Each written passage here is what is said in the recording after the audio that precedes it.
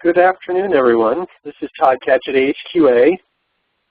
It's a moment or so after the hour of 2 o'clock, start time for our special AQUA webinar call on the new contractual framework for the QIN QIOs and their subcontractors. I want to thank everybody for joining us for the call today. I'm hopeful that it's going to provide you with a lot of good insight information to be able to go forward with your efforts, whether you're in a prime or a sub role. And so, as we know, there's an awful lot that's new about this situation. I wanted to thank our panelists for joining us today. We've got a great panel to talk about these important issues that you all are working through right now. Just going through alphabetically, we've got Rod Benson, who's an attorney and the founder of Benson Advisory Services. This is where he assists his clients with federal government contracting and healthcare-related matters.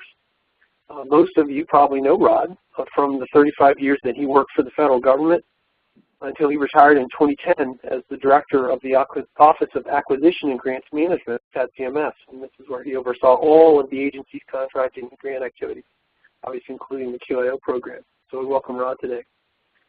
We also have Alex Britton, who is an attorney and founder of the Britton Law Group.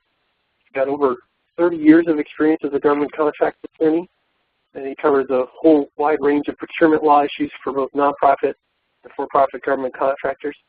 I think many, if not all of you, know Alex from his long history working within the QIO community in particular, so we thank Alex too for being here.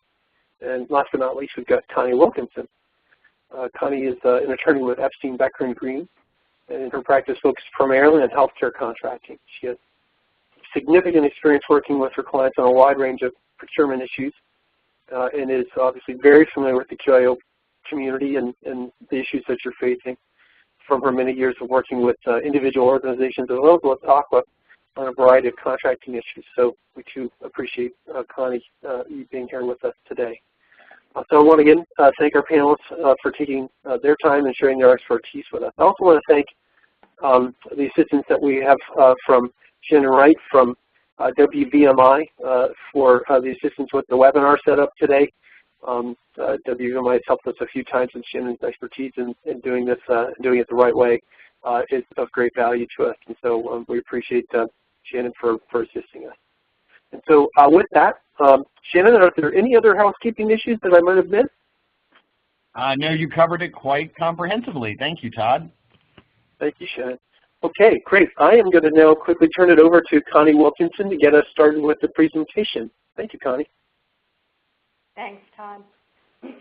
So the first thing I'd like to say is that I think we should congratulate everybody on the line, because the assumption would be that you've all managed to secure some continuing role in the QIO program moving forward. So I think that must be a great relief, great distinction, and we'll be talking about how different some of that will look from the way it's looked in the past. Our intention is to go through in kind of 4 segments. Initially, I'll set the stage a little bit by highlighting some of the changes in the QIO contracting structure under this particular statement of work. And then Rod Benson is going to give you some insight into CMS's expectations regarding prime contractor responsibilities. Alex Britton is going to speak about drafting a subcontract under the 11th scope of work, and then we'll address at least a couple of specific scenarios and try to take into account some of your questions. We've tried to construct the presentation knowing what some of the questions were that you've rolled forward to AQUA. So we've tried to incorporate some of that into what we're covering already.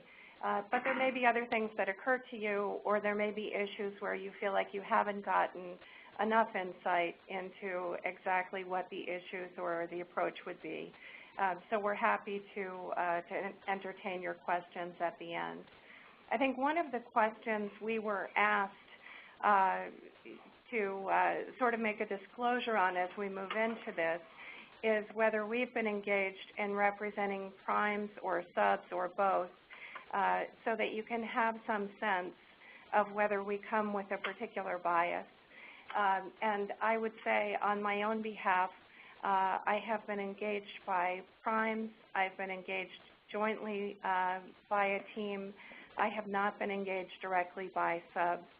What I would say is that our intention in putting together this presentation was to try to present both sort of from a normative approach what would typically happen in a prime-sub relationship, what are some of the variations or alternatives around those particular issues, what CMS would expect to see typically, but certainly giving some acknowledgement to the fact that each negotiation will be its own negotiation, and there will be circumstances where teams decide to do things differently, where subs are in fact in a superior bargaining position.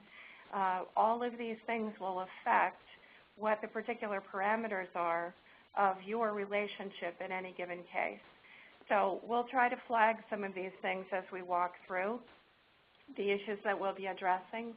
But our hope was to have more of a landscape sort of presentation than a particular bias that we're presenting from. And I'm sure you'll reflect back to us how well we managed to do that by the end of this session.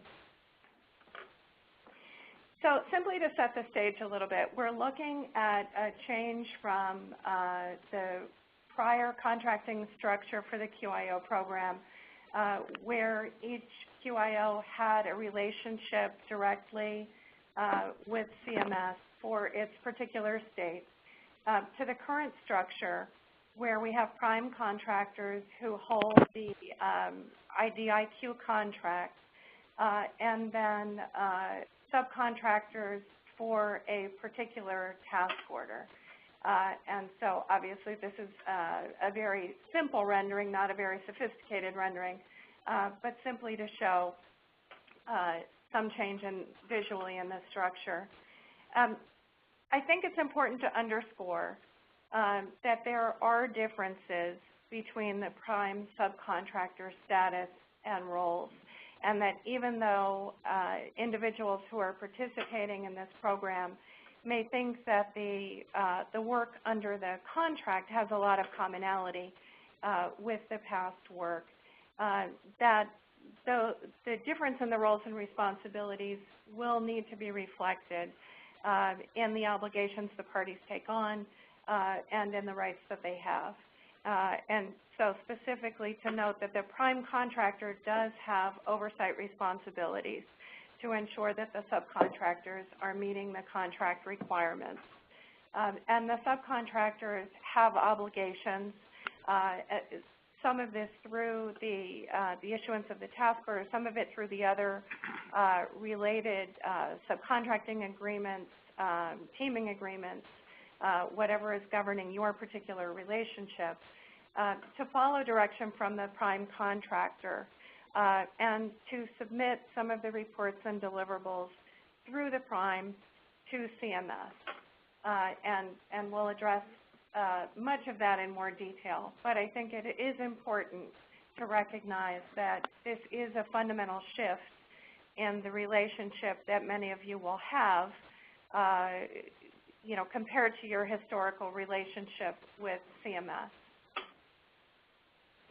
There are certainly different types of subcontract arrangements and a range of variations among them. What I've noted as the traditional hierarchy is when we think of the prime's relationship to the sub being similar to CMS's relationship with the prime. So it is more of a separation than a collaboration, more direction and response back than it is a collaborative process. There are a couple of other variations that I would group under the heading of a team of rivals. And I'm sure there are many more variations than the two I've come up with, but these are two that I think represent some of the QIOs who have put together teams on this. And one is where there is a cross-functional division of labor among the IDIQ holder, who presumably is also a task order holder, in relation to the other subcontractors, where there is some a sub taking the lead on a particular subject matter expertise, so that there is some area where a particular sub is sort of taking the lead, even though the IDIQ holder may in fact then have some additional layer of management above that. The other is where the subs are working sort of in their own particular states, but working in collaboration on a more co-equal basis. And obviously this comes down in large part to the particular members of the team, to their knowledge of each other, to their assessment of each other's capabilities, their comfort level with a particular type of working relationship.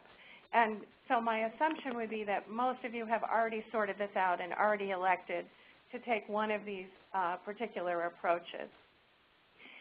But if you look at these, there will be some differences with regard to critical issues and whether a particular element of the relationship favors the prime or the sub. And just a few examples of these would be things like the exclusivity of the relationship, whether it's mutually exclusive, whether the exclusivity only works in a particular direction, whether there were specific carve-outs for what work would be done collaboratively, whether that is other participation in other task orders that are issued under the IDIQ contracts or under other procurements, for instance, subsequent procurements. And that would extend then to the term of this, to extensions or expansions of that, whether the content of the work is divided up based on specific tasks or projects, or really carved up according to the nature of the work. For instance, all communications work, the sub will be permitted to participate in subsequent add-ons in that area. And then in terms of the cost proposal and the negotiations between the prime and CMS, there are different approaches there. Some are where the sub has more visibility, more participation, frankly more protection, and others where the prime has reserved to itself the ability to make some of the decisions on a more ad hoc basis in its negotiations with CMS. And I'm sure some of this may still be playing out in terms of detail. But these are some of the types of issues where a particular approach may garner more of an advantage for the prime or for the sub. Someone had asked that we address some of the differences under IDIQ contracts specifically. And obviously this is a tall order, so I've chosen just to focus in on a couple of specific details. I'm sure that everybody has realized at this point that one of the prime hallmarks of an indefinite quantity contract is that there's a very low level of commitment or obligation from the government to the IDIQ holder because the hallmark of this type of contract is the flexibility. And what CMS has chosen to do here is to award task order 1 on a state-specific basis, but it appears that the intention moving forward is that subsequent task orders may be carved up in different ways, whether that is state-specific, multi-state, or up to national in scope. And CMS in the Q's and A's indicated that there may be national projects that would be competed among all of the IDIQ holders. So it's unclear what will be the balance in terms of subsequent task orders, whether some of them will be state-specific and others will come out and be competed nationally, or whether that will really become the norm. So I wanted to make clear what some of the rules are around task orders under IDIQ contracts. For orders over $3,000, each awardee has to have a fair opportunity to be considered. But the twist on that is that that doesn't mean that you have a right to be contacted or to submit additional information. So if CMS thinks it has already received sufficient information in the procurement and evaluation that it has conducted to determine whether you are in a position to be considered for whatever the task order is, then they could simply move ahead without really competing that among all the IDIQ holders. For an order above the simplified acquisition threshold, which is $150,000, there's an obligation that that be competed with notice to all of the IDIQ holders who are offering the required services, describing the services and the basis on which selection would be made, and providing a fair opportunity to all who respond to that notice of intent to submit an offer. And then orders over $5 million are subject to a more formal acquisition process with a more detailed description of the evaluation scheme, with a subsequent written statement that documents the basis for award, and with an opportunity for a post-award debriefing. So that's just a thumbnail sketch. There are limitations on protests for these kinds of task orders. There is a provision that permits you to elevate questions to an ombudsman for task order and delivery orders, so there is some opportunity to be heard. So I'm going to hand over the microphone to Rod Benson, who's going to talk then about some of CMS's expectations in this regard. Thank you, Connie. And I think you've done a good job of kind of laying the foundation for my comments, and I appreciate that. And good afternoon, everybody. It's great to have the opportunity to be speaking with you. I was thinking about, as I was preparing my remarks, I've been like working with the some form of QIOs or PROs or PSROs for like 35 years. So I've seen like the whole evolution of the program, and I was very involved back in the mid-'80s when we were bringing up the PRO program and the statutes changed. And it's been interesting sort of being outside looking in at CMS, you know, with the developments and the way the competitions were handled and the results. And, you know, it's been kind of like a pretty interesting time. And as Connie said, it's great, you know, those of you that are on the phone that, you know, you're participating in the program, you know, and I appreciate that, like, you know, very much. In terms of like who I've been working with, I told Connie I'm not even sure, but I think I've worked like with one prime maybe, but I didn't think of myself as, first of all, I'm not really working as an attorney today, really providing more consulting services, and that, you know, I was really thinking at the time I was working with a team, because I think the particular proposal or matter was really very much a team approach. So, and in terms of the sort of the remarks I'm making, I'm just going to talk about this sort of matter-of-factly from the, if I was from a contracting officer standpoint, not from an attorney standpoint, and just kind of give you an idea of what to expect as some of the issues come up as you deal with CMS on some things. And, you know, for what it's worth, I mean, it's just sort of my perspective on a number of issues.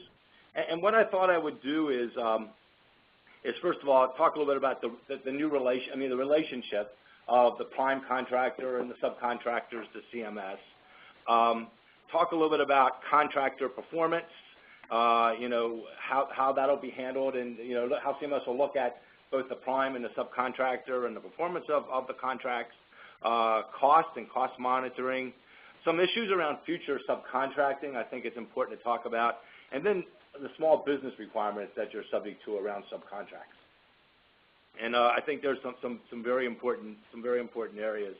And one of the sort of just general broad comment was that in some respects we went through this at CMS the last several years with the Medicare Administrative Contracts or MAC contracts with a consolidation. But and so there's some experience at CMS, and there's kind of a model for some of the things I think that CMS will do and how they'll handle things over the coming months and years. with the transition to sort of a new way of looking at the program with some consolidation of contracts. Maybe not as much a consolidation of organizations performing those contracts in many respects, but at least a consolidation of the prime contracts that CMS has. But I think this is sort of different than the MAC experience in the important respect that the number of organizations that are participating in the program still in the role of a subcontractor. So I think this discussion today, just when I was asked to do this by Connie, and it just seemed to be something that was like really particularly important. And again, I'm just going to kind of talk in very general fashion.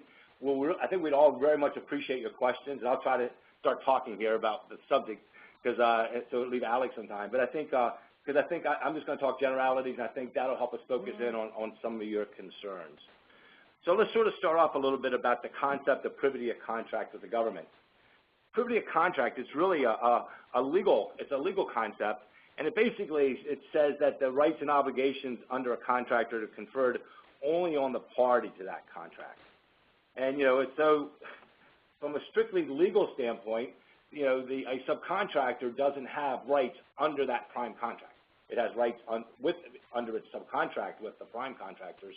And when I was with the government, if a subcontractor were to call us up and ask they wanted to meet on something, they had a major issue, a contracting officer will very seldom meet with a subcontractor directly. They want the prime contractor in the room because that's who has those rights under the contract. And I think you're going to find that as as issues come up, the issue may be very specific to a subcontractor, but the prime is going to need to be involved in those issues. And I've had some discussions with CMS to prepare for this, some of my friends back at CMS in preparing for this. And one of the things that I think that CMS may run into, I know they're thinking about how to do this, is how they're used to dealing with a number of the organizations directly that are now in this role of subcontractors. And how is CMS going to maintain, provide technical direction going forward? From a legal standpoint, because of the privity of contract, technical direction under government contracts is generally given to the prime contractor. The other one's responsible for the work. But I think you have a number of contracting officer representatives or cores out there that are used to dealing with your organizations, those of you that are subcontractors. And I think CMS recognizes on one hand, they need to protect their contractual rights, and if they deal directly with a subcontractor, it can actually potentially relieve the prime contractor of some of its obligations.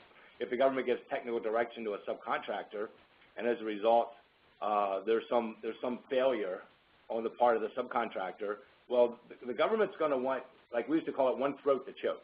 That's the prime contractor. And I think it could make it more difficult for the government to potentially hold the prime contractor accountable if the prime contractor wasn't involved and the government communicated directly with a subcontractor.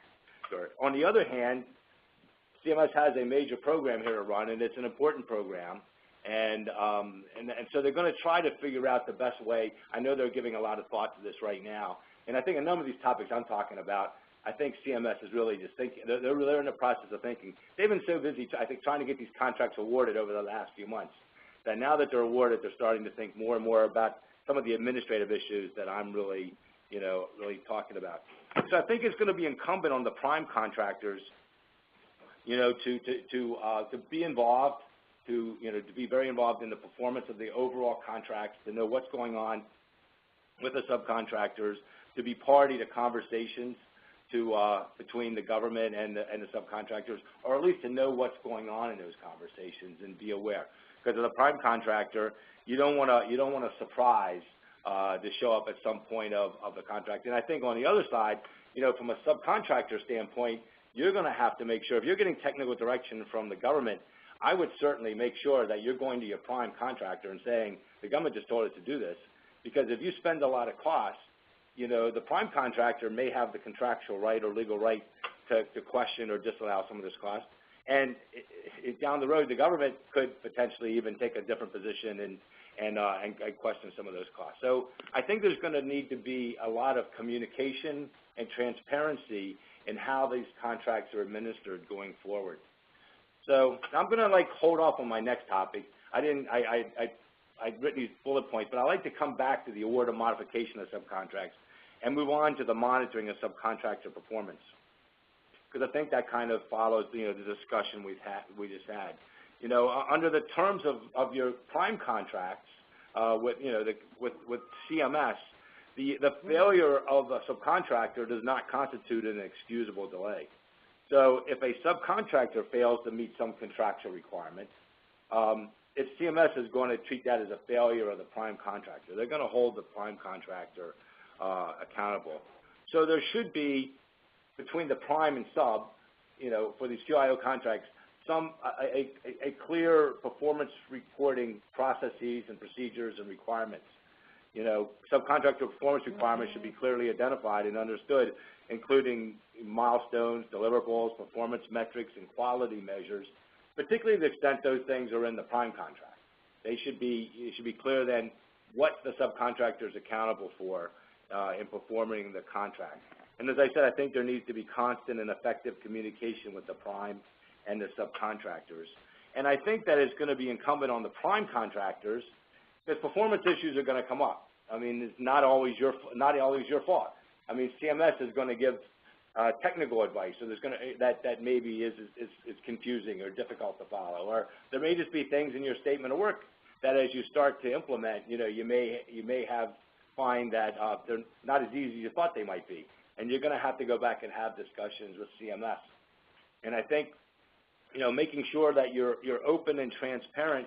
And the same thing, that if you do have a subcontractor, if a subcontractor does incur a failure, which is, that sometimes these things happen, I think it's going to be incumbent on notifying CMS and getting out in front of it and letting them know early on, that there's an issue or a problem, and it may be that the prime contractors have to establish corrective action plans. And it may be the prime contractors have, CMS is going to probably end up, for some of you that are prime contractors, over the course of the years of these contracts, you may at some point have a corrective action plan. But I think that, the way the corrective action plans to me work is that when the parties sit down and really talk about what are the issues, what are the problems, and in a reasonable and constructive way come up with a good plan for resolving whatever the issues are. And I think it's going to be incumbent on the prime to involve CMS, even if maybe the ultimate issue is at the subcontractor level. And one of the really important reasons I'm saying that is because of the CPARs. And I know that you probably, at this point have, some knowledge and experience of the Contractor Performance Assessment Reporting System. And it's something that wasn't that long ago that the government didn't really have much of, they didn't have any standardized way of accumulating past performance information. But as a result of some protests and other things, the general rule is the government cannot consider adverse past performance information unless the contractors had an opportunity to respond to it, to provide some comments on it. And so the reason for CPARs is to establish a process where the government will prepare past performance evaluations, and they do that basically annually, and then around the anniversary day of the contract, and then at the conclusion of the contract. But the government will provide those interim, those draft CPARs reports to a contractor for the contractor to comment on. And some of the evaluation factors that are in CPARs include things like technical, cost control, schedule and timeliness, management of business relations, small business subcontracting, which I'm going to talk about in a second, and then it's other things that the government may be concerned about.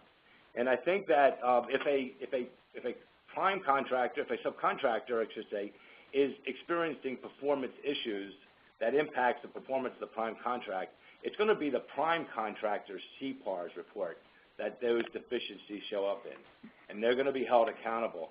And I've worked with a lot of companies on CPARs over the last, I've been retired about 4 years now, and a few that had negative CPARs reports, and trying to help them draft responses or corrective action plans, or even interact with CMS in a way to get CMS maybe to change their mind about the evaluation. But I really think of CPARs as almost a lifeblood of your company.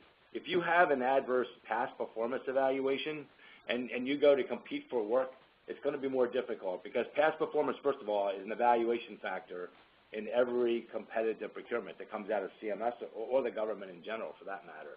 And it's important to have as good a past performance rate evaluation as you can. So I think that, if you're a prime contractor, you need to make sure, that you're very much attuned to your CPARS reports, to the point I think you should be talking with the contracting officer and your Corps regularly, especially the Corps, and asking them, how am I doing on CPARS? I mean, make sure you're aware of what their expectations are, what they're going to evaluate you on, and you're having constant discussions. I'm always amazed in some respects that when contractors have gotten adverse past performance evaluations, they didn't see it coming. They weren't aware that they were even, that was going to happen. So, make sure you constantly have those sort of discussions. And again, to the extent that there's issues that are arising because of maybe some challenges a subcontractor is facing, that needs to be brought up to the Corps, and you need to be out ahead of it, because you may be able to avoid an adverse past performance evaluation if you've been transparent and you've resolved the issue in the course of a contract year, even though there was maybe a bump in the road along the way. But if things are unresolved, or if the government finds out from things from a provider or a congressman or something else, as opposed from you directly as the prime contractor, I think that's going to, potentially cause you risk in your performance rating. And it's possible too some of your task orders could even be cost plus award fee. And your award fee can definitely be impacted, not just by performance issues, but also by cost issues that may arise. If a subcontractor is all of a sudden going over its budget and it's a cost plus fixed fee, or a cost plus award fee subcontract, or a cost plus subcontract in some way.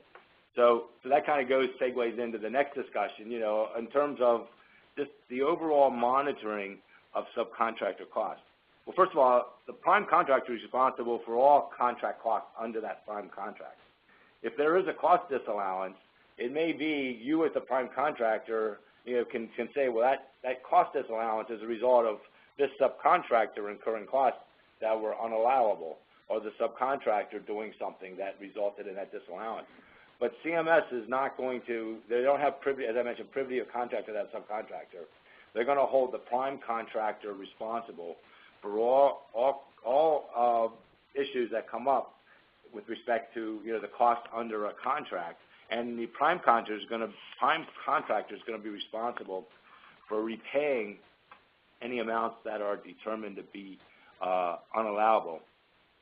So you need to, as a prime contractor, you need to ensure to the extent possible that the level of costs are incurred are commensurate with contract performance, and that the costs are allowable under the terms of your prime contract. And Alex is going to talk about this, but I'm assuming the cost principles that flow down to the subcontracts and that are operating under a cost reimbursement basis.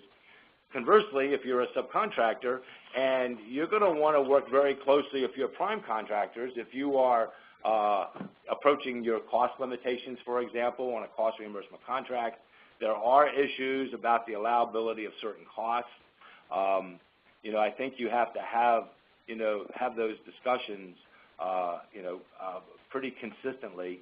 Prime contractors should thoroughly review subcontractor invoices. You want to make sure that the hours worked are accurate, all elements of direct and indirect costs have been appropriately invoiced. And this kind of raises, there was a question I think that we got before the webinar, and I discussed this with some people at CMS this morning, and I think it's something that CMS is going to have to figure out. But in some cases, I think there's going to be a recognition that today, you may have a prime contractor and a subcontractor in a relationship to perform the QIO QIN contract. But tomorrow, you may be competing for some other body of work as competitors. And there's going to, I think that to the extent you have, so you wouldn't necessarily want the prime contractor having access to certain kinds of confidential or proprietary information, of a subcontractor. And CMS is aware that those concerns may come up. It's something you're going to have to talk to CMS about, over time. I don't think that CMS is really ready to say, because technically the prime contractor is responsible for the overall administration of that contract. It's not unusual when proposals are submitted for subcontractors' business proposals to come to the government in separate envelopes. You have a lot of companies out there, large IT companies and others, that are, they're fierce competitors one day and teammates the next. So that's actually fairly typical. And, so the government can, but the government, has to be willing in terms of the invoicing, I think, to work with you. And I think that that's something that I know they're at least conscious of, and you're going to have those discussions over time. And then if let's, for the sake of, say CMS were to disallow some costs and they were directly attributable to a subcontractor's performance, the subcontractor and the subcontractor disagreed. The subcontractor, because it doesn't have privity of contract, would not have the right to file what we call a Contract Disputes Act claim.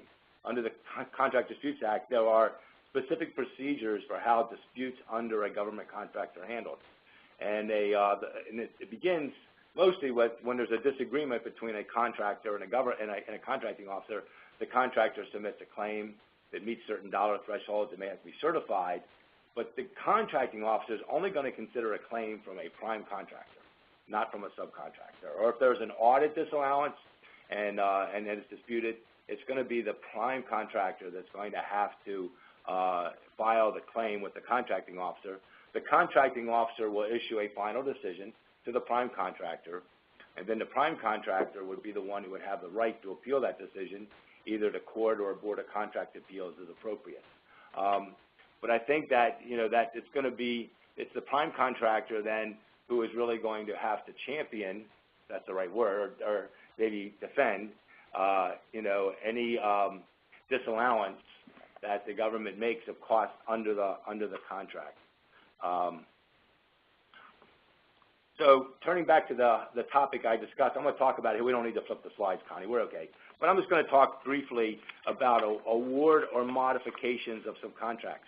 And this is one of those topics when I first thought about it, I wasn't even sure exactly fit into this discussion, but then the more I thought about it, and I think it's actually might be very relevant. And it's something I just want to give you, sort of plant the seed that you're going to need to think about. Because you, as the prime contractors and subcontractors, you now have this relationship to perform the QIO QIN work. And as Connie said, your basic IDIQ contract provides for, and I think maybe even contemplates, that the government may issue additional task orders. So let's say the government comes out and issues some national task order that you, as a prime contractor, want to compete for because you hold the IDIQ contract. And you want your same partners to be part of that team. Well, if the work that would be performed under this newly competed task order is different than the work under your QIO QIN task order, I believe it's possible you may have to compete the work of the subcontractors for that task order. I mean, you can propose them on the task order, and I guess the award of the task order, by the award of the task order, the government could, would approve who those partner, your subcontractor would be. However, as a general rule, when the government looks at proposals, they want to see that, or often want to see, some contracting officers do, that there was some degree of competition in the award of subcontracts. So you run, I guess you run some risk because as you go in and you compete for future subcontracts, or future task orders, I should say, they're going to create actually new prime subcontractor relationships. So I guess that's a long-winded, kind of confusing way of saying that. And there could be some consequences as a result over time. So it's just something to think about, down the road. But if you, as prime contractors, if you do award new contracts down the road, you're going to have to get the government's consent to those subcontracts. And just before I go to that topic, each of you, each of the prime contractors, QIN, QIO contract that was awarded should have included a checklist or a list of the subcontractors for which the government had given consent under your task order. So if you haven't done so already, I would make sure you take a look at that. And if there's any question about whether or not the government has identified your subcontractors in that task order, I'd make sure you reach out to Brian Hebel or somebody at CMS. Because that could be important down the road, because if it's not clear that the government gave its consent to a subcontractor, either at the time it awarded the task order or in subsequently awarded subcontracts, technically the government can come back and disallow costs and do other things. So when you deal with the government on contracts like this, you want to make sure the documentation is complete and accurate, and be really vigilant about that. So anyway, so to the extent that you decide to award new subcontracts because you have, other needs either under the QIO QIN contract or maybe even future contracts. I'm not talking stuff, just about the QIN QIO contract now. You're required to notify the contracting officer reasonably in advance of placing that subcontract, and there needs to be adequate price competition. If it's a new contract under your QIO QIN contract, you'll have to justify that. And if the subcontract is a cost reimbursement type of subcontract, the subcontractor will have to have an approved accounting system, just like the current subcontractors needed to do. And I think that, and then you'll need to prepare a negotiation memorandum, which lays out certain elements that are, the negotiation memorandums are described in the FAR in the subcontracting clause, and you can see the elements there.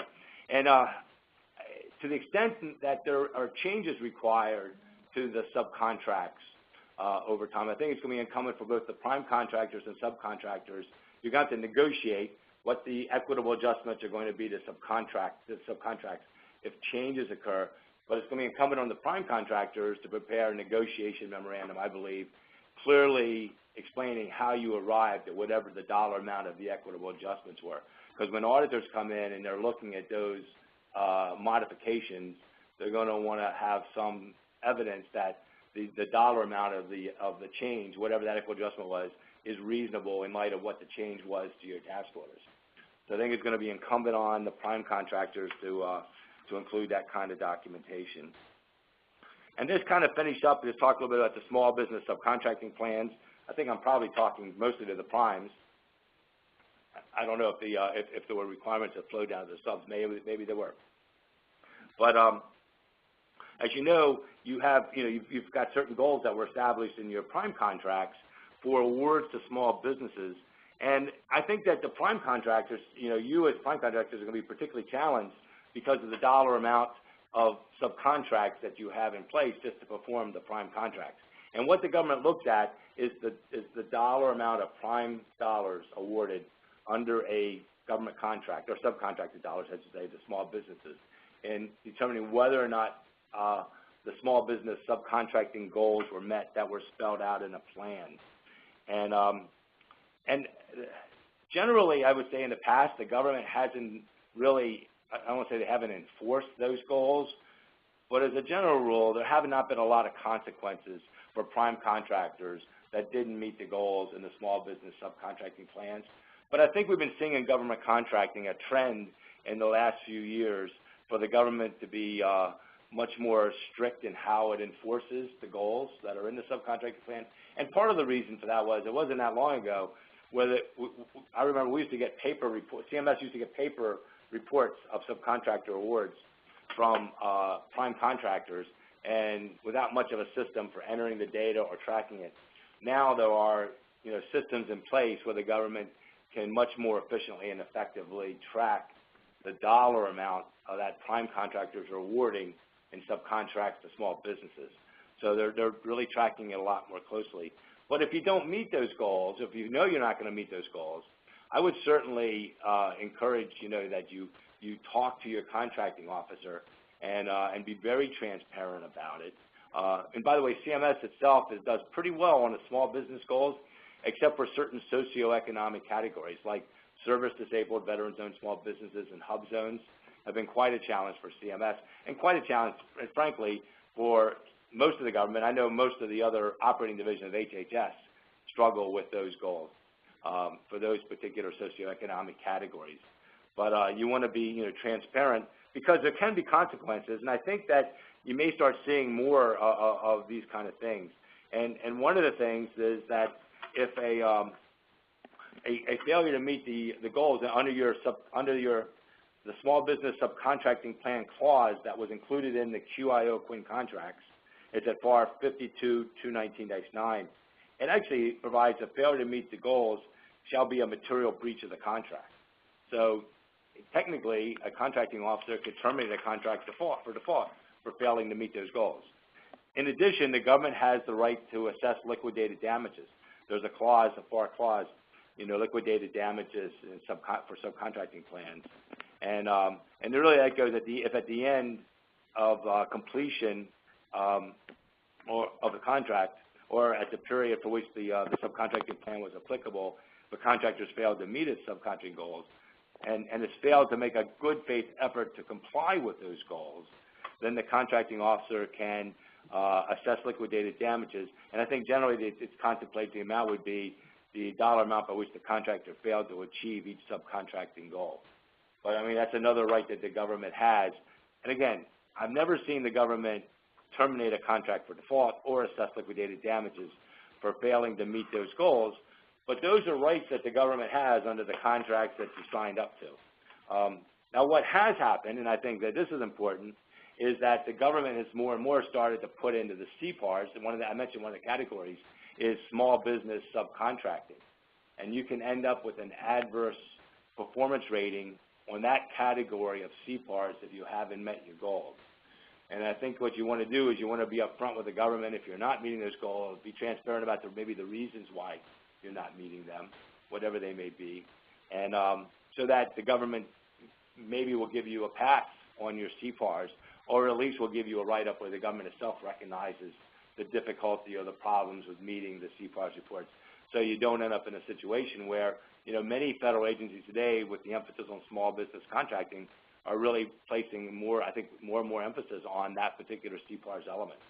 So, you know, you want to make sure that you have as good an evaluation as you possibly can. So I just went through a lot of topics very generally and very broadly, and I'm hoping that maybe sort of, and sorry, hope I didn't confuse anybody. Didn't mean to get too technical in all this, but maybe it sparked a couple questions that we can answer when Alex is done. All right, Alex. Alex, do you want to talk to us about drafting a subcontract? Yeah. Connie, thanks for doing all the preparatory work, and thank you, Todd, for setting up this webinar. I'm going to discuss drafting a subcontract under the 11th scope. This is, I think, is a timely subject because I don't believe any protests are being filed. There was some talk of protests, but I think cooler heads prevailed. That may change with the future task orders.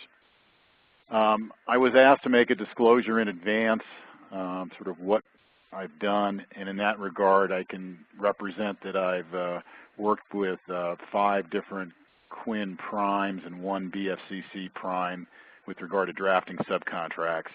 And I've worked with 2 subcontractors working with them, and in one of those instances, I represented both the prime and the sub with the understanding of the dispute arising.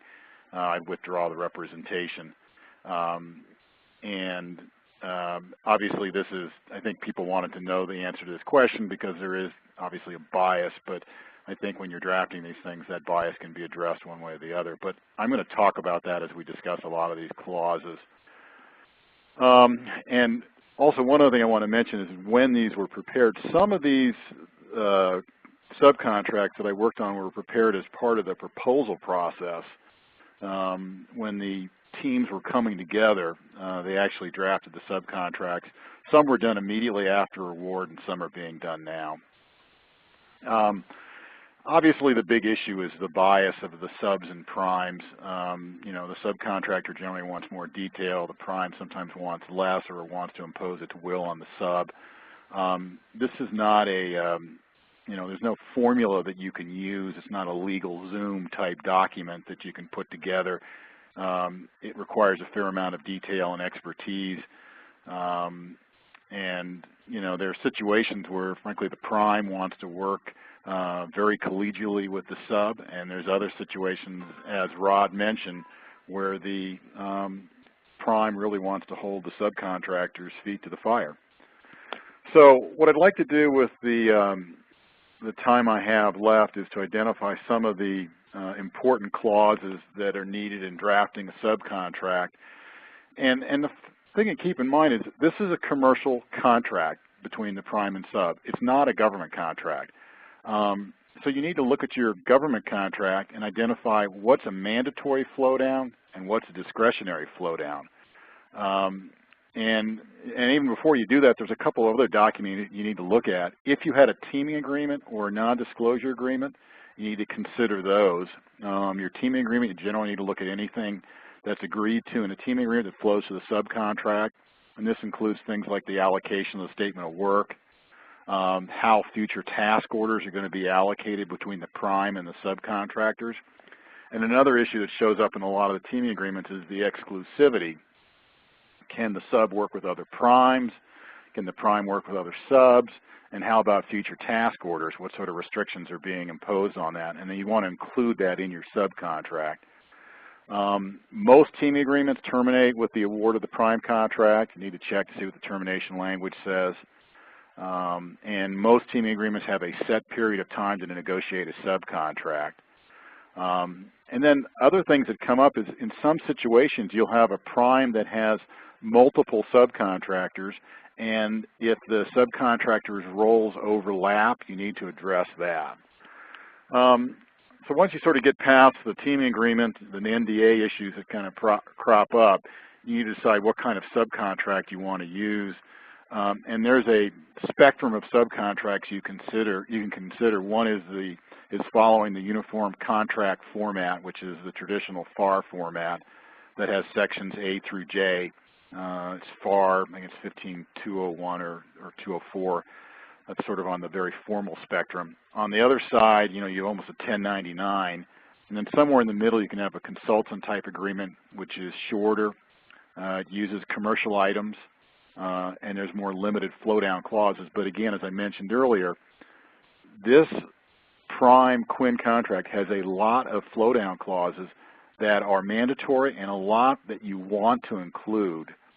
And in this case, it is an IDIQ contract with task orders, and you'd probably want to mirror whatever's in that prime contract and also in the task order contract.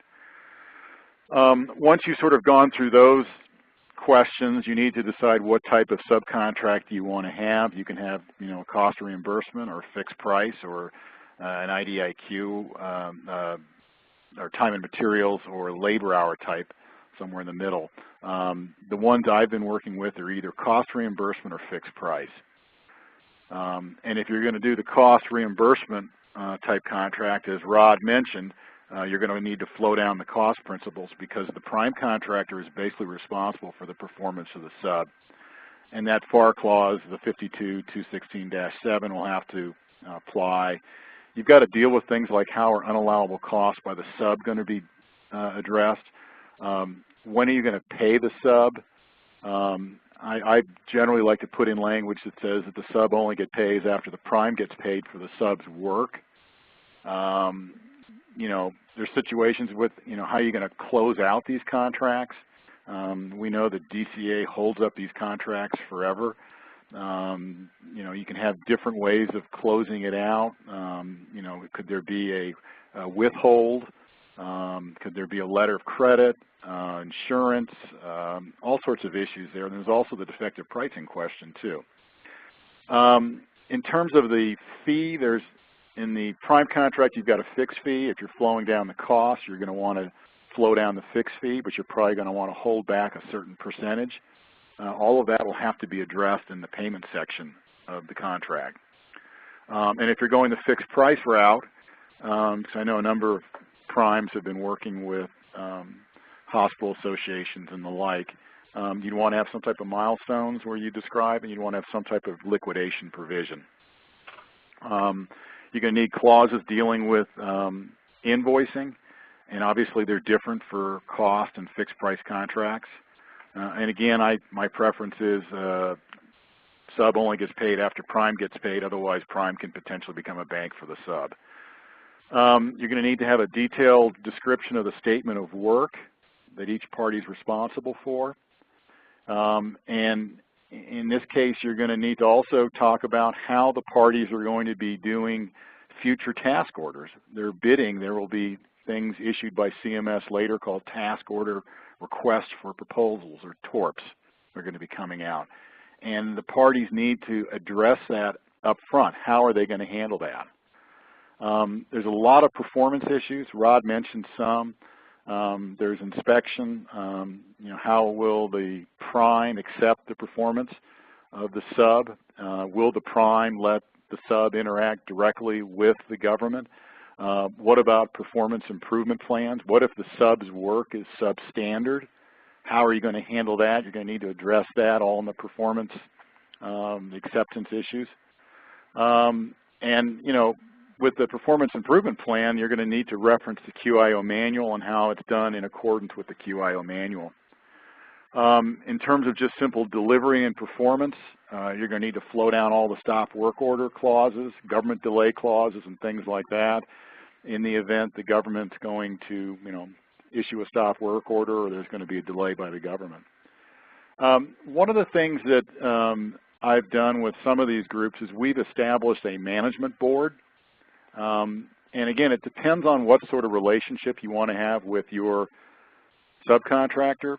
If you want to have a more collegial relationship, then the prime and sub will set up some type of management board that helps administer the contracts, and they can have, you know, duties such as, you know, reviewing the performance, the progress, and problems under the subcontracts. The management board can coordinate issues between the parties and other subcontractors, including the allocation of services. They can handle operational issues and also financing issues. But you'll need to figure out the representation on the management board, the frequency of meetings, the quorums, the voting, all sorts of things like that will need to be addressed on these management boards. On the other hand, if you decide you want to go more with a traditional prime-sub relationship, then you're going to just basically take out the management board and say the prime is responsible for the performance of the sub is operating as an independent contractor, and the sub's got to perform, and if it doesn't, it gets terminated. As I mentioned, this is a commercial contract, but you have a number of flow-down clauses, and I've briefly covered under the Uniform Contract Format sections B, which is the payment, C, which is the statement of work, D, which is delivery, F, which is acceptance, and then there's section G. There's a whole series of clauses there.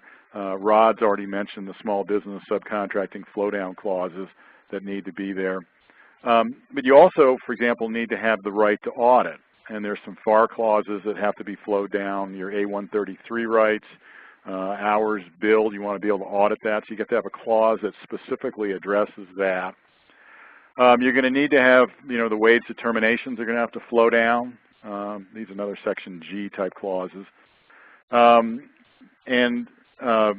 think Connie briefly mentioned the question of sort of the involvement of the subcontractor vis-a-vis the CMS contracting officer and authorization. You're going to need to describe that in the section G type clauses. There's also the intellectual property rights.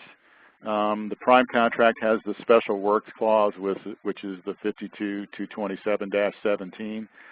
You can flow that one down, or you can, you know, be more overbearing as the prime and just basically say something to the effect of the prime takes all ownership rights, takes all ownership and rights and everything from the subcontractor. Again, it depends on the relationship that's being set up and what the objectives are of the parties. There's also the Section H clauses that need to be talked about. You know, there is a key personnel clause, and presumably if the sub is responsible under a task order for an entire state, there'll be key personnel. There's the conflict of interest clause, which applies to subcontractors and imposes obligations on the prime contractor vis-a-vis the subcontractors. Other contractual interests, and there's disclosure obligations, and there's different ways of handling that. One way is just to basically flow down the entire clause. Another is to restate it that it's more applicable to the sub. There's the HIPAA issues. You'd need a business associate / subcontractor agent agreement that the sub is going to have to sign for the prime that then goes up to the government. You need to deal with indemnification and limitation of liability. The parties need to address that. Is it going to be mutual? That's in the Section 8. There are some indemnification and limitation of liability issues. There's disputes clauses, and as Rod mentioned earlier, the sub is not in privity of contract with the government.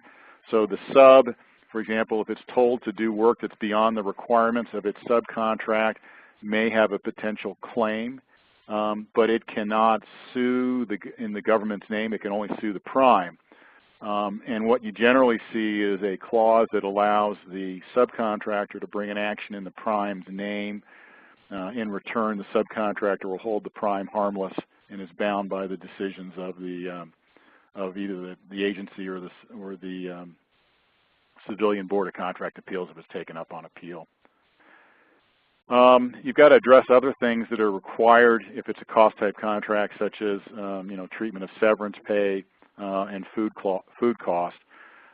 They're not relevant if it's a fixed-price contract. It's only if it's a cost reimbursement contract. There's termination clauses. You have to figure out when the prime can terminate the sub, and this becomes a very delicate issue. There's also extension clauses if there's an option to renew. We know that this is there are option periods, and the sub doesn't want to get cut out. The prime may not want to be stuck with a poorly performing sub, so you need to have those all spelled out, how you're going to handle that. There's things like insurance requirements. And then at the very end at Section I, you've got a whole series of flow-down clauses.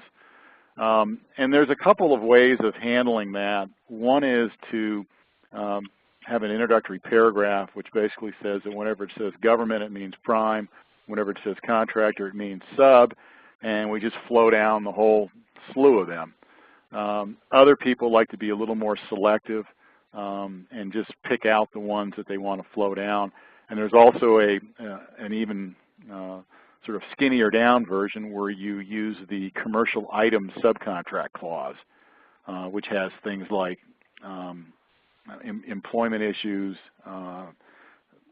veterans issues, and then the Section 508 dealing with handicapped issues.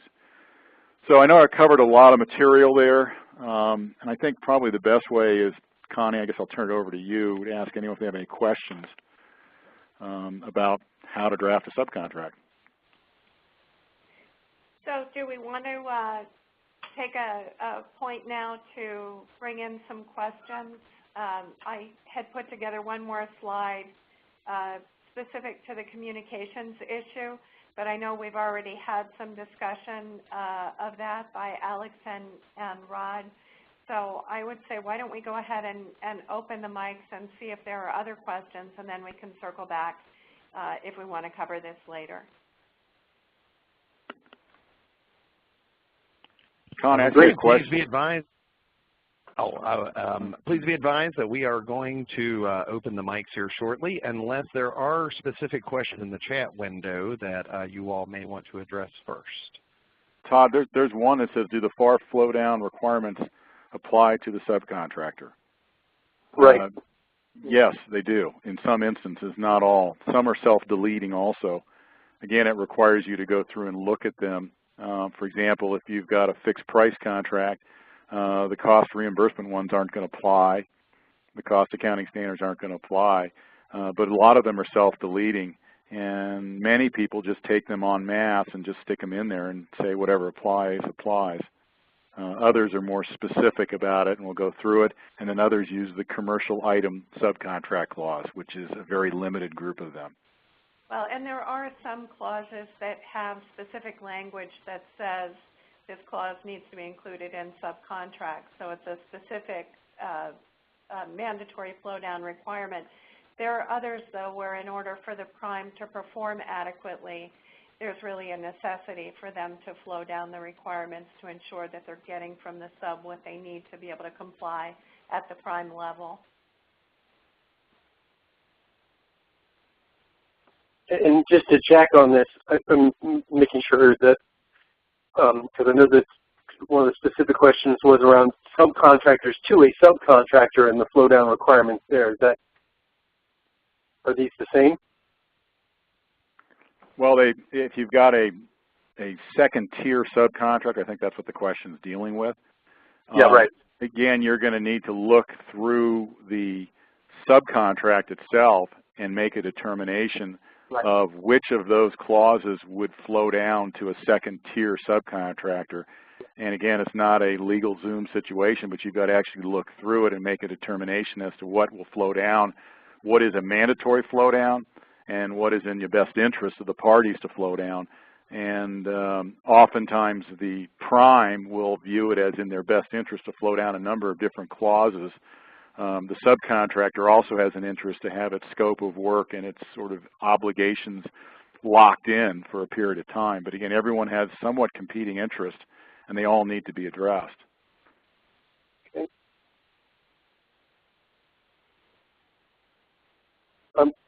Connie, there's a few other questions. Do you want to take one or two more from the list that have come up on the chat, and then we can open the lines up? Or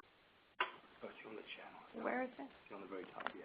Oh, I'm sorry, Todd. I didn't know how to get into the chat. Give me just a Oh. second. Yeah, no, that's okay.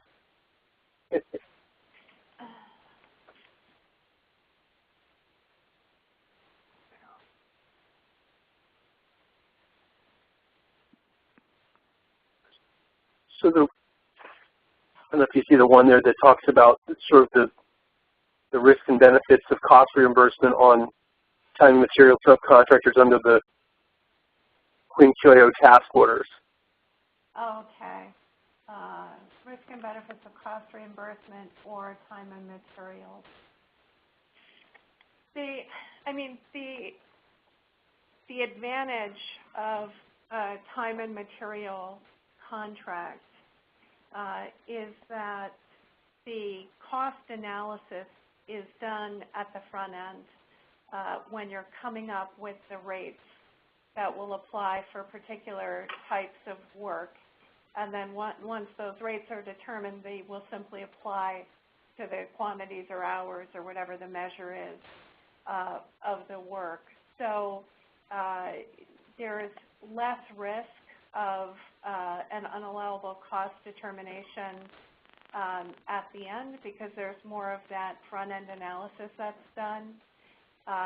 And in that regard, it may be more useful both for the prime and the sub in the sense that there's some greater predictability, I think, as to what the obligation would be. And I'm going to let Rod chime in here too. Yeah, I'm going to put my CMS hat on and think about the days when we were deciding like what would be the cost, the type of contract, I should say, to use for a particular requirement. And we didn't really, I mean, I guess there's like, you know, the risk and benefits play into it. But usually when you're picking a contract type, it's really based upon, like, and be back in 1 second. I would really encourage you as you're administering your contract, either as a prime or subcontractor, to be familiar with the FAR and to administer your contracts and subcontracts the way the government generally administers its contracts. And what the government does in terms of picking contract type, there's in Section 16 of the FAR, it talks about, you know, when it's appropriate to use a cost reimbursement contract and when it's appropriate to use like fixed price, or T&M's kind of lumped in more with a fixed price type of contract. And it really has mostly to do with the level of specificity of the requirement in the statement of work. If you have a very specific statement of work and a very specific requirement, then it's, you know, it's like a fixed price is appropriate. You know, if you have a more general requirement, then, you know, the cost reimbursement.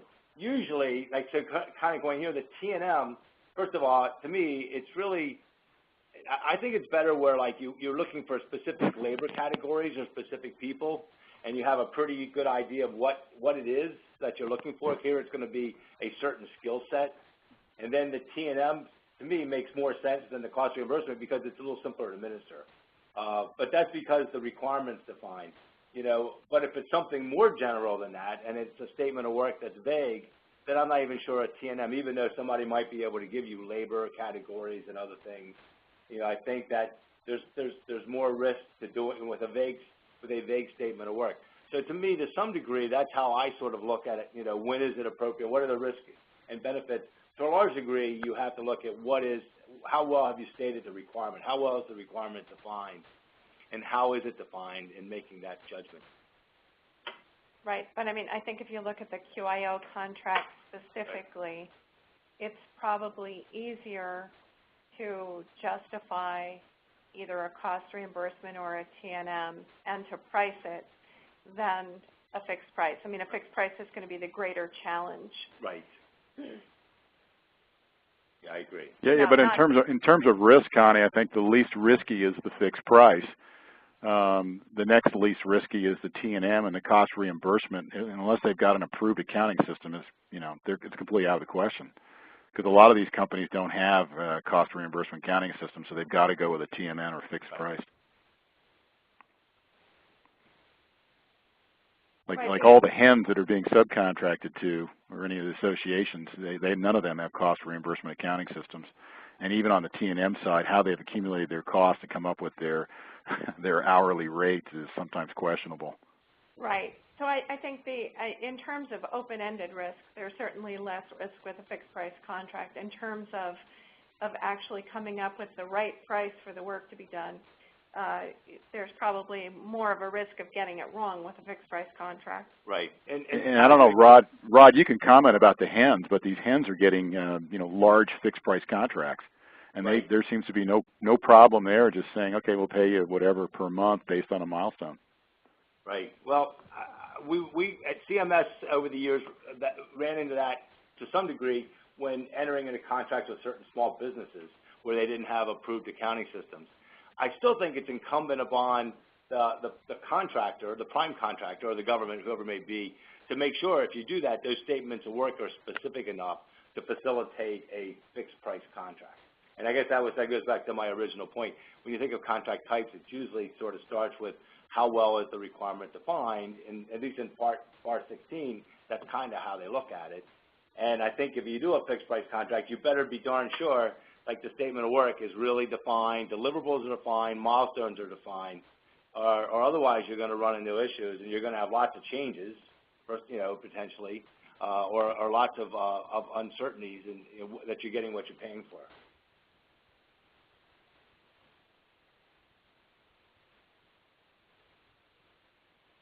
Okay. Maybe we can tackle one more here that's from our list, and then maybe open up for a question on the line.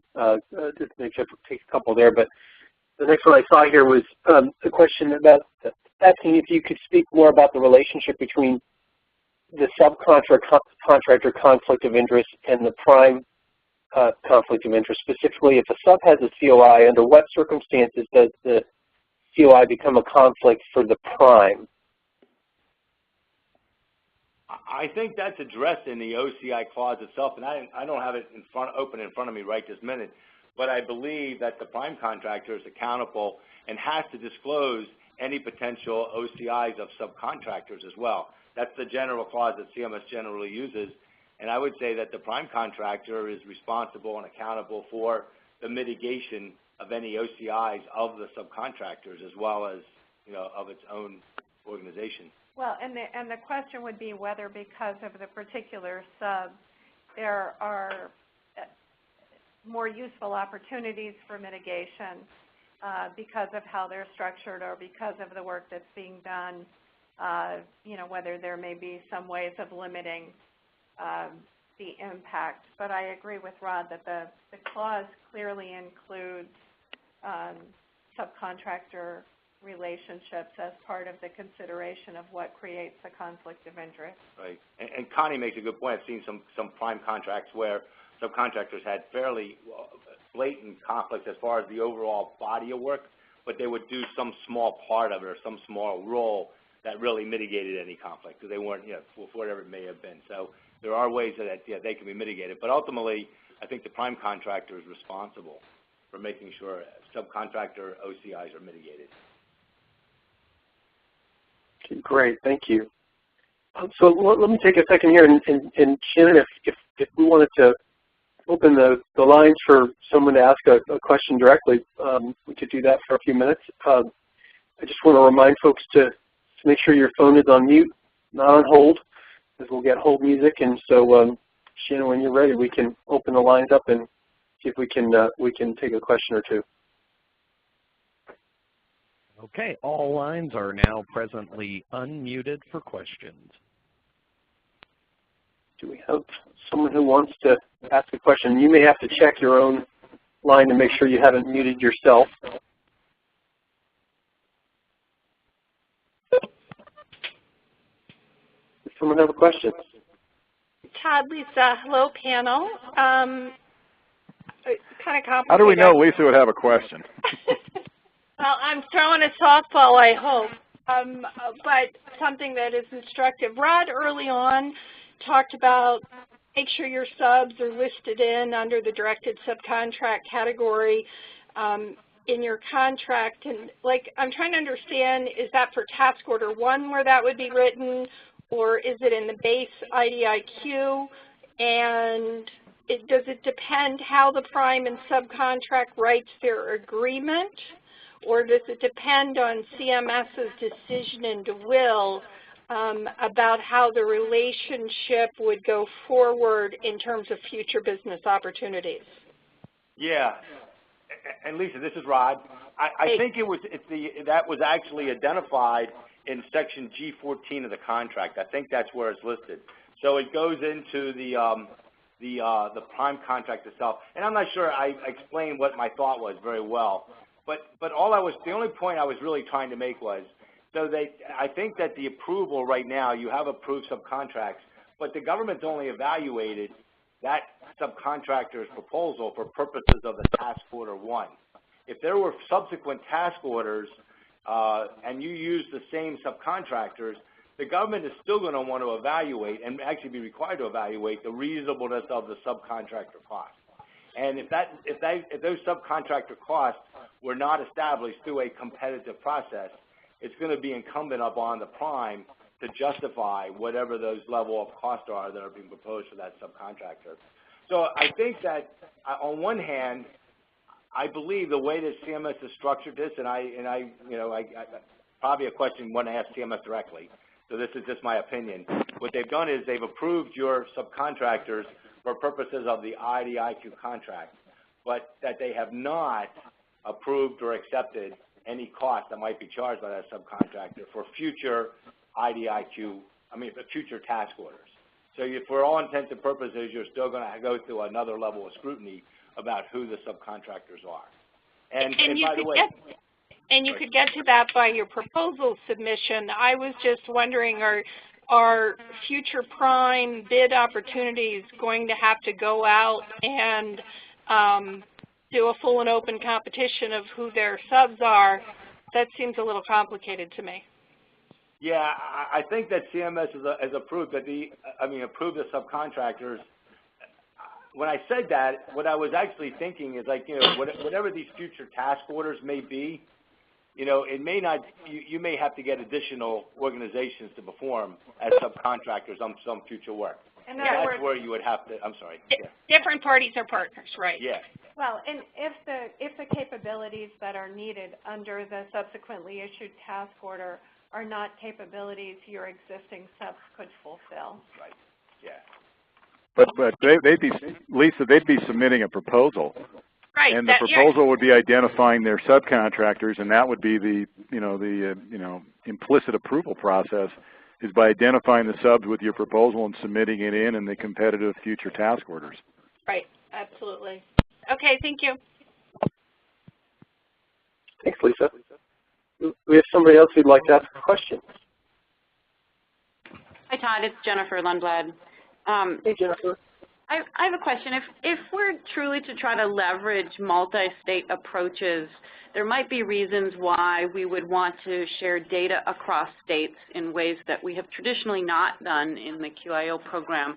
And I'm wondering if Alex or Connie or Rod can talk a little bit about what data use agreements or data sharing agreements might be appropriate to have between multiple parties, prime and multiple subs, in an IDIQ arrangement to do that sort of cross-state data sharing. What kind of data are you talking about? Well, I don't know that I have a specific example in mind, but it would be the kinds of data that we might be looking at, let's just say readmissions data for hospitals, or maybe healthcare-acquired infection or nursing home data, the kind of data that we might typically use that's either claims or chart abstracted data that would help us plan and implement more regional or multi-state approaches, leveraging the new multi-state arrangements. Would that be consistent with the terms of your data use agreement, though? So which data use agreement? Well, the one you have with CMS, you'll get a data use agreement that will say, here's what you can do with it. And then the question is, that's kind of what I'm asking. That's kind of what I'm asking. Do you think the door is open because they've now required that we have multi-state arrangements and do our work in ways that are supposed to be more efficient and effective. And one of those efficiencies might call for the data sharing in ways that we haven't before. Right.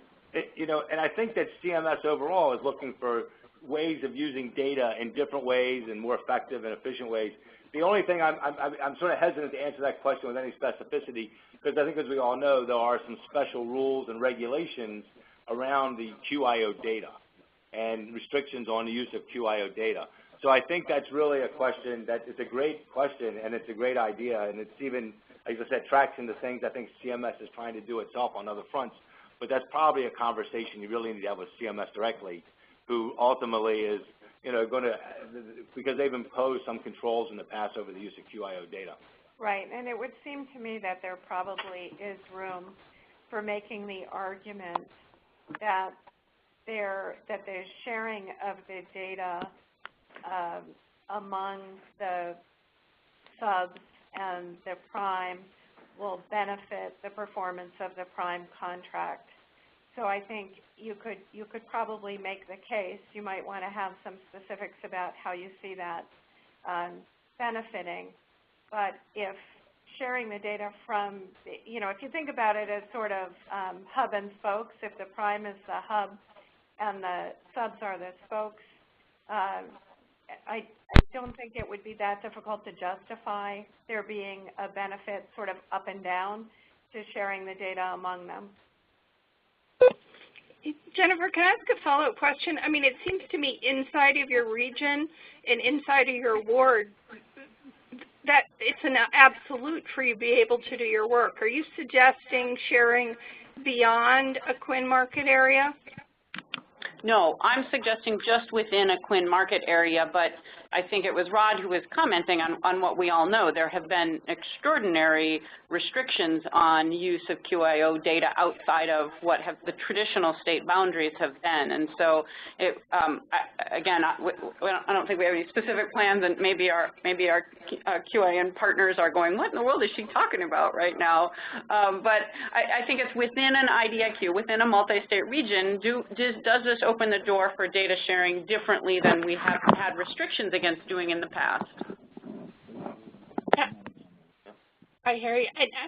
My only thing would be you might want to think thoughtfully about whether you want to ask CMS that question, because I know that a lot of work across a lot of the QINs, is cross-teaming, cross-sharing work, and maybe having one spoke manage this piece and one spoke manage that piece, and I don't see how you can do that work successfully if you can't share amongst yourself.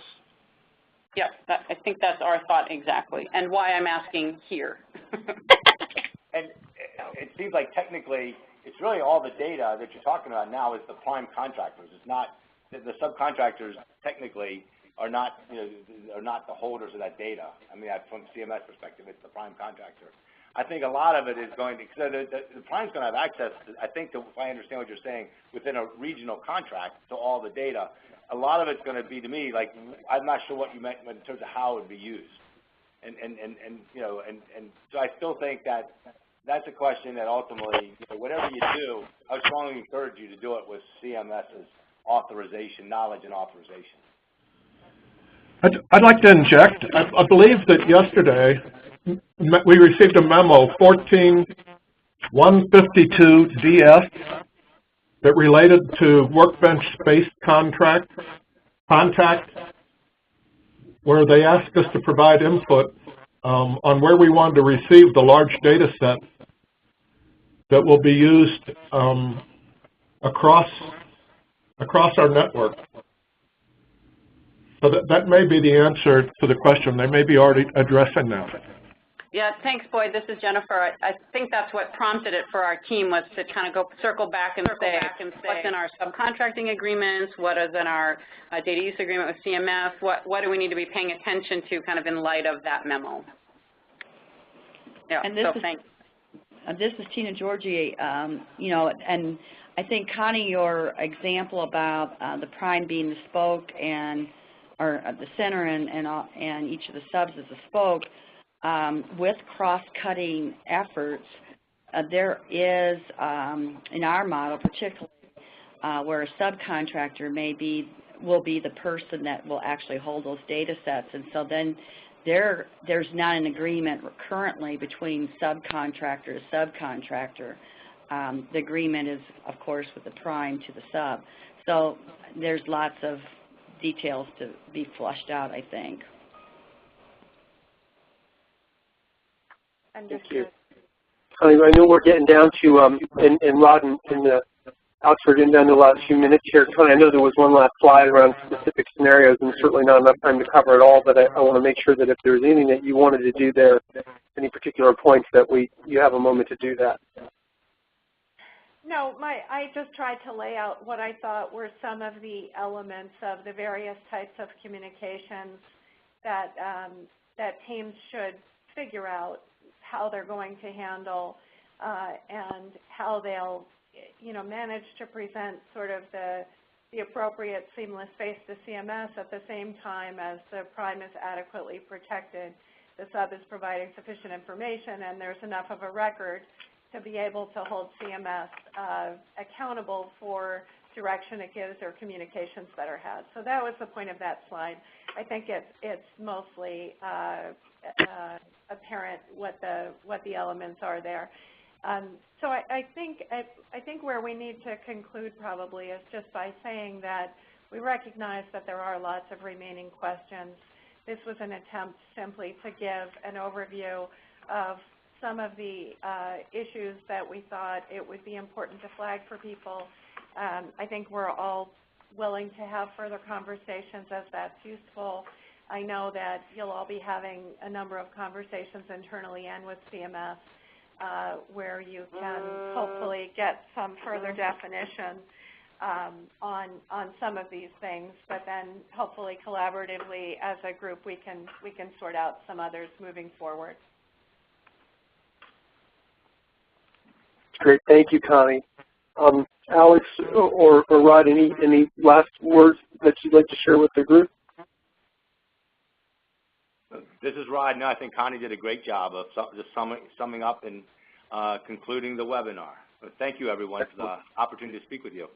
Yeah, I agree. Thank you, Connie. You did a great job, and thank you, Rod, and thank you, Todd, for hosting this. Yeah, it's our pleasure, and we appreciate you all taking the time and sharing your considerable knowledge on the topic. As Connie said, we couldn't possibly do much more than scratch the surface on some of this. And so we will certainly be looking at, what other opportunities we can take advantage of to bring this kind of information, this value to our members. And so I know there are some questions that have gone unanswered, whether you didn't get to ask them on the verbal part, or we have a couple that we didn't get to on the ones submitted to the chat. So we'll take a look at those, and I'll work with our panel to see if we can maybe get some quick responses to those that we can share, along with the link to the recording that we'll have of this webinar. We will share that with you all. We're going to put it up in, I think, a way that we've done in the past, where we've utilized our Opera YouTube channel for that. So just be on the lookout for that. We'll send out the information on how to get that in the next day or so. And along with that, of course, the copy of the presentation, the slides that Connie and Rod and Alex shared with us today. And so I want to thank all of you for attending. I also want to once again thank Shannon Wright with the WVMI and WVMI for helping us with this webinar and hosting it through their system. We really appreciate that, and it's done really well. And so we'll look forward to doing some more of this kind of thing to make sure that you're getting the information you need in the best way possible. And so don't hesitate to reach out to us at Aqua if there's something that you think would be helpful to hear about. We're happy to know that. So with that, I thank everybody once again for joining us, and we'll go ahead and sign off.